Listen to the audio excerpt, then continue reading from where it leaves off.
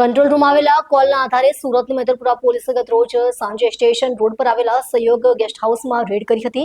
આ દરમિયાન ગેસ્ટ હાઉસના 2 રૂમમાંથી 2 મહિલા અને 2 ગ્રાહકો દેહ વેપાર કરતા જોવા મળ્યા હતા. પોલીસે મેનેજરની ધરપકડ કરી છે, જ્યારે ગેસ્ટ હાઉસના માલિક અને દલાલને વોન્ટેડ જાહેર કર્યા છે.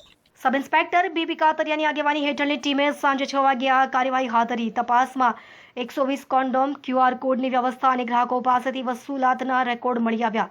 ગ્રાહકો પાસેથી 1,000 રૂપિયા લઈ અજાણ્યા શખ્સે તેમને ગેસ્ટ હાઉસમાં મૂક્યા હોવાનું સામે આવ્યું. રિસેપ્શન પર બેઠેલા મેનેજર મલિકે તેમને મહિલાઓ પાસે મોકલ્યા. પૂછપરછમાં મેનેજરે જણાવ્યું કે ગેસ્ટ હાઉસના માલિક ઝહીર નૂર મોહમ્મદ આ કૂટણખાનાના મુખ્ય સૂત્રધાર છે. દલાલ ઇરફાન મલેક ગ્રાહકો લાવતો હતો. મહિલાઓને માત્ર 200 રૂપિયા આપવામાં આવતા.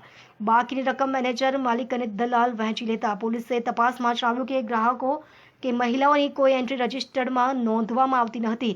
દેહ વેપારનો ધંધો ચલાવવા માટે અલગ રજિસ્ટર રાખવામાં આવતું હતું. QR કોડની સુવિધા રોકડ અભાવે ગ્રાહકો માટે ઊભી કરાઈ હતી. પોલીસે ભાગેડુ આરોપીઓની શોધખોળ શરૂ કરી છે. બંને ગ્રાહકો મદનકુમાર વિશ્વનાથ સિંઘ અને પ્યારે જલાલ ખાનની ધરપકડ કરી તેમની પૂછપરછ કરવામાં આવી રહી છે. આ મામલે વધુ તપાસ હાલ ચાલુ છે.